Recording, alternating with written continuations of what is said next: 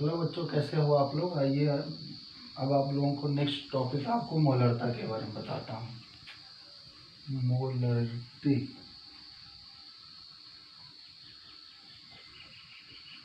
मोलरता किसे कहते हैं, राइट बच्चों। ये टॉपिक नेक्स्ट आपका है। यदि किसी विलयन की सांद्रता को मोल प्रति लीटर में हम ज्ञात करते हैं तो वह विलयन की मोलरता कहलाती है, राइट। फिर से यह लिख देता हूँ। किसी विलयन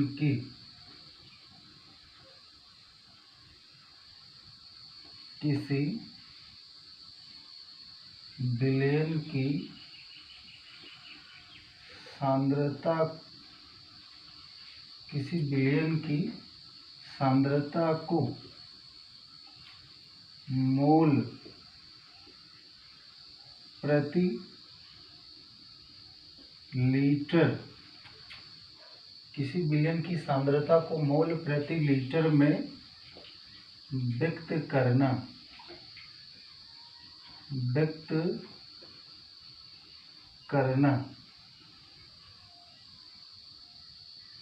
करना विलयन की मोलरता कहलाती है। विलयन की मोलरता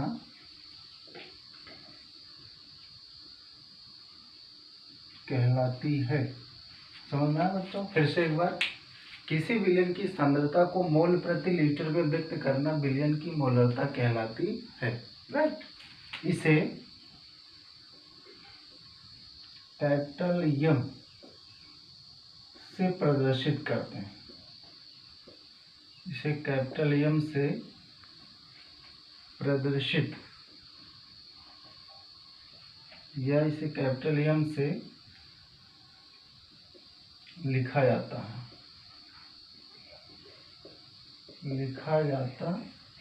है, राइट। समझ में आया बच्चों। मोलरता का फार्मूला क्या होगा। मोलरता को एम से लिखते हैं। एम बराबर विलय के मोलों की संख्या, विलय के मोलों की संख्या बटे विलयन का आयतन, टोटल विलयन का आयतन। विलयन का आयतन किसमें, लीटर में। समझ में आया। मोलरता किसे कहते हैं। किसी विलयन की सांद्रता को मोल प्रति लीटर में व्यक्त करना विलयन की मोलरता कहलाती। इसे कैपिटल एम से लिखा जाता है, राइट। अर्थात कैपिटल एम मोलरता बराबर विलय के मोलों की संख्या बटे विलयन का आयतन लीटर में। इसे हम लिख सकते हैं विलय के मोलों की संख्या बराबर विलय के मोलों की संख्या बराबर विलय का भार ग्राम में बटे विलय का अणुभार या आणविक द्रव्यमान। विलय का आणविक द्रव्यमान, राइट बच्चों। समझ में आया। या सांकेतिक भाषा में से लिखा जा सकता है कैपिटल एम बराबर मोलों की संख्या आपका हो गया W/M अपान विलयन का आयतन किसमें, लीटर में। ऐसा हम इसको व्यक्त कर सकते हैं। समझ में आया। इसका मात्रक, मोलरता का मात्रक,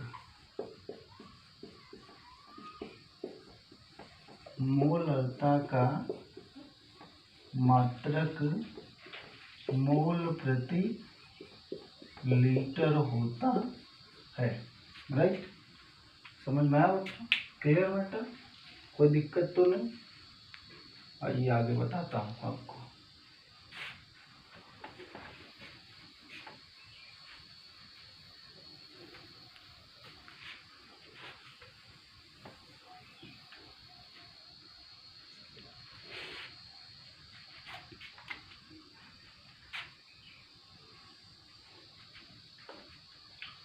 मोलर बिलियन किसे कहते हैं। अगला टॉपिक है molar billion.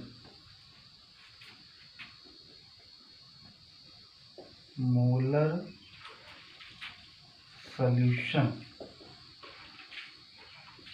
Right. Molar billion क्या होता है? यदि किसी बिलियन में विलेय का 1 मोल उपस्थित होता है तो उसे हम मोलर बिलियन कहते हैं। इसे संक्षेप में 1m लिखा जाता है, राइट। समझ में आया? डिफिनीशन क्या हो जाएगा? यदि किसी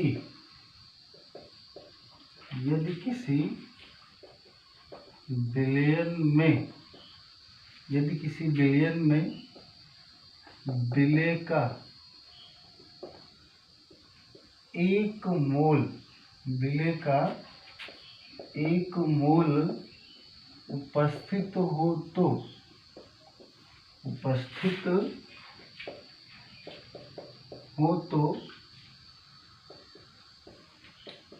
उसे मोलर बिलियन कहते हैं। मोलर बिलियन कहते हैं। इसे संक्षेप में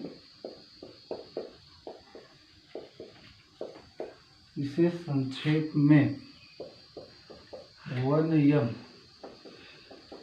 से लिखा जाता है, राइट। इसे संक्षेप में 1m से लिखा जाता है। इसी प्रकार आपका डेसीमोलर, सेंटीमोलर और मिलीमोलर होता है। डेसीमोलर आपका है तो डेसीमोलर को हम व्यक्त करेंगे 10/m में। डेसीमोलर हो गया। सेंटीमोलर है तो 100/m। मिली आपका मोलर है तो 1000/m लिखा जाता है। समझ में आया? Clear matter? कोई दिक्कत नहीं। मोलर बिलियन मोलर का टॉपिक क्लियर आपका बच्चों, ठीक। समझ में आया?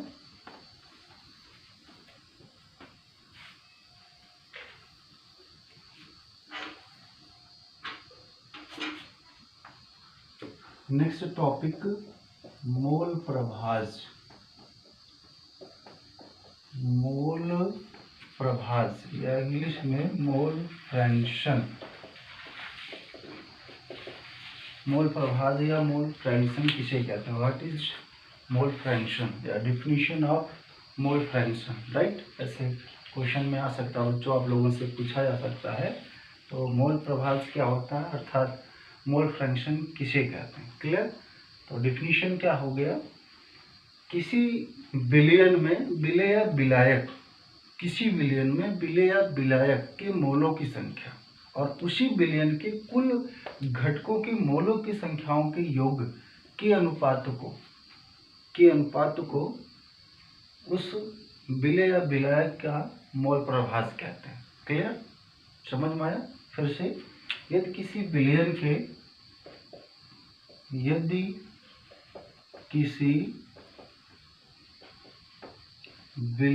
के विलेय या विलायक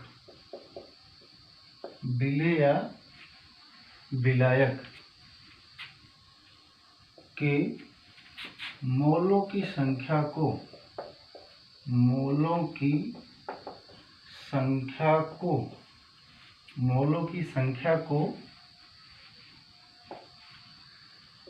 उस बिलियन के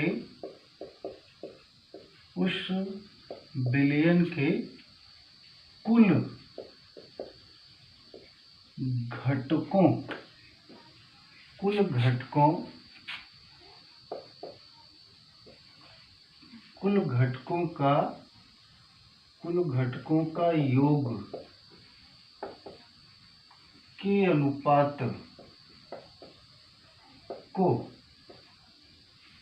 अनुपात को विलेय या विलायक का मोल प्रभाज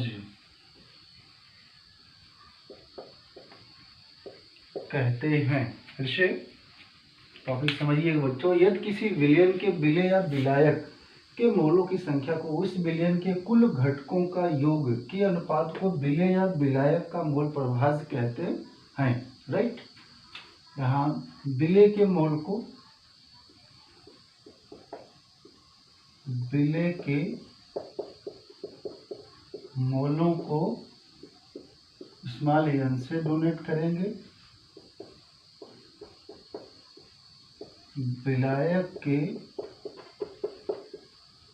मोलों को कैपिटल एन से डोनेट करेंगे। राइट, और विलयन का कुल घटक, विलयन के कुल घटकों का योग n प्लस n, अर्थात किसी भी विलयन में कोई भी सॉल्यूशन हो उसमें सॉल्यूट प्लस सॉल्यूबेंट आपके उपस्थित होते हैं, तो सॉल्यूट और सॉल्यूबेंट का योग विलयन का कुल घटक का योग कहलाता है। राइट बच्चों, समझ में आया। तो फार्मूला आपका मोल प्रभाज्य बराबर आपका क्या हो जाएगा, मोल प्रभाज्य। अब किसके लिए मोल प्रभाज्य, विलय के लिए या विलायक के लिए, यहाँ विलय के लिए। राइट बच्चों, मोल प्रभाज्य किसके लिए, विलय के लिए। तो ऐसी स्थिति में विलय के मोलों की संख्या अपान विलय के मोलों की संख्या और विलायक के कुल मोलों की संख्या। राइट, समझ में आया, क्लियर। मोल प्रभाज्य आपका विलय का हो जाएगा small N upon small N plus capital N. इसी प्रकार फिर मोल प्रभाज्य आप लिख सकते हैं, मोल प्रभाज्य किसका, आपकी विलायक के लिए, विलायक। ऐसी स्थिति में शर्त क्या होगा, विलायक के मोलों की संख्या पान स्मॉल एन प्लस आपका कैपिटल एन। क्लियर मैटर, समझ में आया। ये फार्मूला आपका होता है। अब फिर इसी को हम आगे क्या लिख सकते हैं आपको बताता हूँ।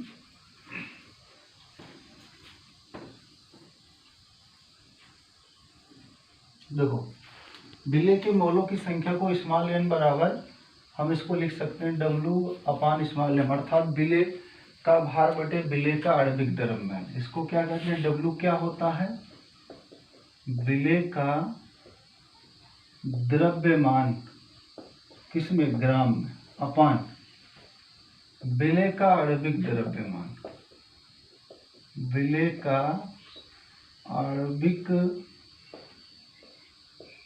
द्रव्यमान। राइट, इसी प्रकार कैपिटल एन हो जाएगा, कैपिटल एन बराबर कैपिटल डब्ल्यू अपान कैपिटल एन। इसी प्रकार विलायक का द्रव्यमान अपान नाम का विलायक का आणविक द्रव्यमान। क्लियर मैटर, समझ में आ गया बच्चों, कोई दिक्कत तो नहीं, हो गया क्लियर मैटर।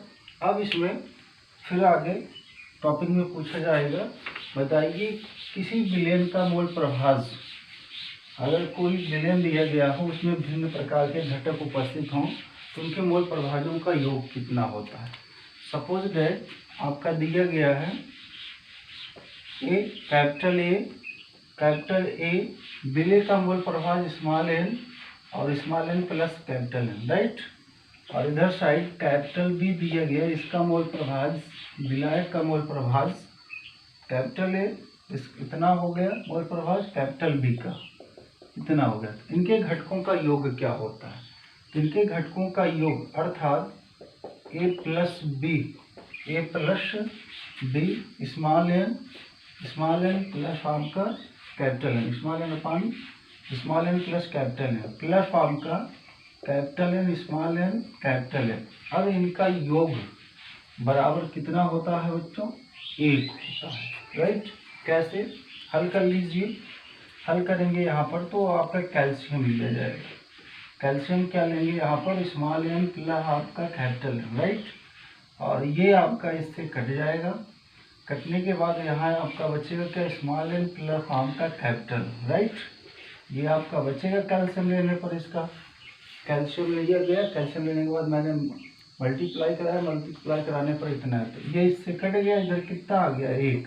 कहने का मतलब किसी विलयन में विभिन्न प्रकार के घटक हों ए और बी, इनका योग जो होता है वो 1 होता है। क्लियर मैटर, समझ में आ गया बच्चों। ओके, आगे चलता हूँ।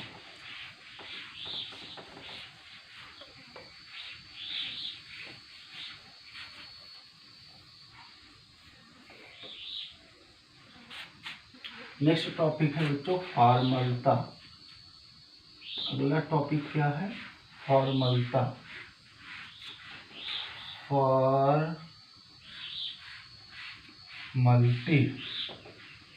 Formality right. और फॉर्मलता या फॉर्मेलिटी क्या होता है? किसे कहते हैं फॉर्मलता? किसी पदार्थ का, किसी पदार्थ का आणविक द्रव्यमान सही ज्ञात नहीं होता। जैसे आयनिक ठोसों का, आयनिक पदार्थों का, जिस पदार्थ का आणविक द्रव्यमान सही ज्ञात नहीं होता है, उनके आणविक द्रव्यमान के स्थान पर हम शुद्ध द्रव्यमान का प्रयोग करके फॉर्मलता के पदों में विलयन की सांद्रता निकालते हैं। समझ में आया? कहने का मतलब किसी विलयन का आणविक द्रव्यमान यदि सही ज्ञात नहीं है, कोई विलयन है आपका, उसमें कोई आयनिक ठोस घुला है, ठीक है। कहने का मतलब ये हुआ जिस पदार्थ का आणविक द्रव्यमान सही ज्ञात नहीं होता, उनके आणविक द्रव्यमान के स्थान पर शुद्ध द्रव्यमान का प्रयोग करके उस विलयन की सांद्रता फॉर्मलता के पदों में व्यक्त की जाती है। समझ में? Clear matter? इसको लिख नहीं रहा हूँ, फिर से एक बार समझा दे रहा हूँ बच्चों। जिस पदार्थ का आणविक द्रव्यमान सही ज्ञात नहीं होता, जैसे आयनिक ठोस, आयनिक पदार्थ, राइट, यानी विलयन आप कह सकते हैं। क्लियर? तो उसके आणविक द्रव्यमान के स्थान पर शुद्ध द्रव्यमान का प्रयोग करते हैं और शुद्ध द्रव्यमान के द्वारा उस विलयन की सांद्रता फॉर्मलता के पदों में व्यक्त की जाती है। अब फार्मूला आपका क्या हो गया? फॉर्मलता बराबर क्या हो जाएगा? फॉर्मलता बराबर हो जाएगा विलय का द्रव्यमान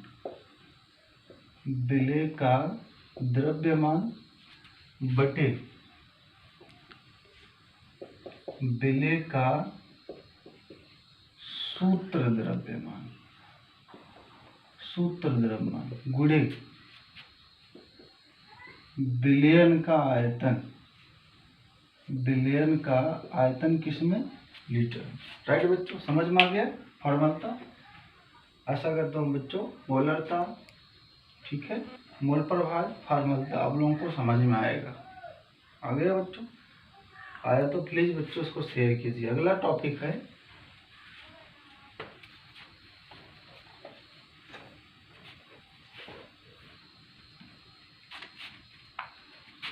मोललता। नेक्स्ट टॉपिक आपका बच्चों मोललता।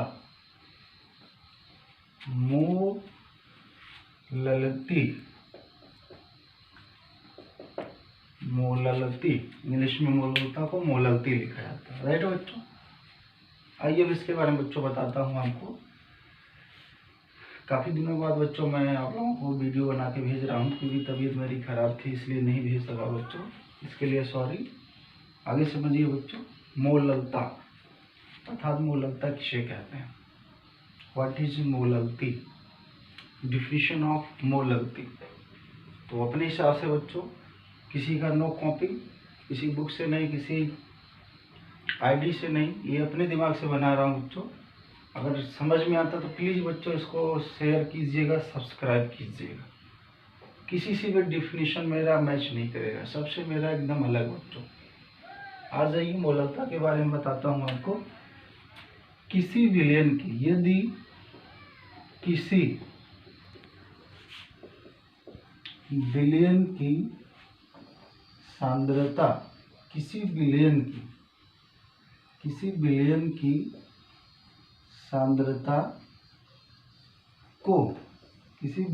सांद्रता को मोल प्रति केजी किलोग्राम, राइट बच्चों, या ऐसा भी कह सकते हैं आप, मोल प्रति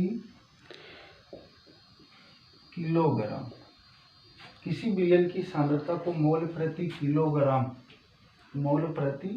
किलोग्राम किसी विलयन की सांद्रता को मोल प्रति किलोग्राम में व्यक्त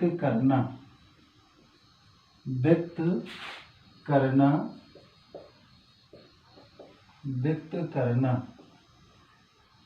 विलयन की मोलरता कहलाती है। राइट बच्चों, इसे संक्षेप में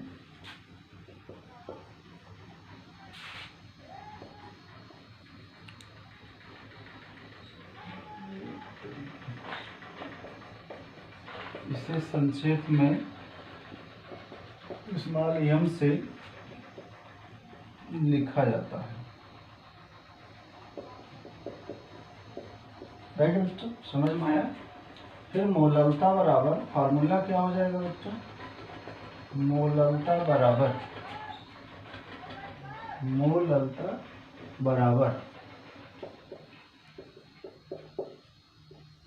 विलय के मोलों की संख्या बटे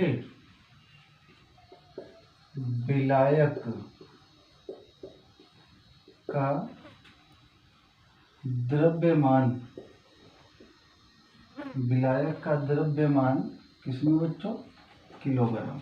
विलयन की मोलरता का फार्मूला होता है विलय के मोलों की संख्या बटे विलायक का द्रव्यमान किलोग्राम में। मोलों की संख्या बराबर आप जानते हैं बच्चों, विलय का द्रव्यमान बटे विलय का आणविक द्रव्यमान, मतलब विलयन का भार ग्राम में दिया रहेगा और विलय का ही अणुभार या आणविक द्रव्यमान। राइट बच्चों, ये विलयन की मोलरता हो जाएगी। तो समझ में आया बच्चों आप लोगों को। फिर से, यदि किसी विलयन की सांद्रता को मोल प्रति किलोग्राम में व्यक्त करना किसी विलयन की सांद्रता को मोल प्रति किलोग्राम में व्यक्त करना विलयन की मोलरता कहलाती है। इसे संक्षेप में स्मॉल m से लिखा जाता है। मोलरता अर्थात स्मॉल m बराबर विलय के मोलों की संख्या बटे विलायक का द्रव्यमान किलोग्राम। राइट बच्चों, समझ में आया। आशा करता हूँ बच्चों मैंने जितना टॉपिक आपको समझाया आपको एकदम सरल भाषा में, एकदम सहज भाषा में आपको समझ में आया होगा। अगर मेरी बताए हुए डिफिनीशन और फॉर्मूले को आपको समझ में आता तो प्लीज़ बच्चों मेरे चैनल को शेयर कीजिए और सब्सक्राइब कीजिए और बेल आइकन बटन को अवश्य दबाइएगा, क्योंकि ताकि मैं कोई भी वीडियो अपलोड करूं तो आपके पास अवश्य पहुंच जाए। राइट बच्चों, कुछ समय लगेगा बच्चों वीडियो बनाने में, क्योंकि तबीयत खराब रहती है। तो तबीयत जब भी ठीक रहेगी मैं वीडियो अपलोड करके तुरंत आपके पास भेज दूंगा। थैंक यू बच्चों।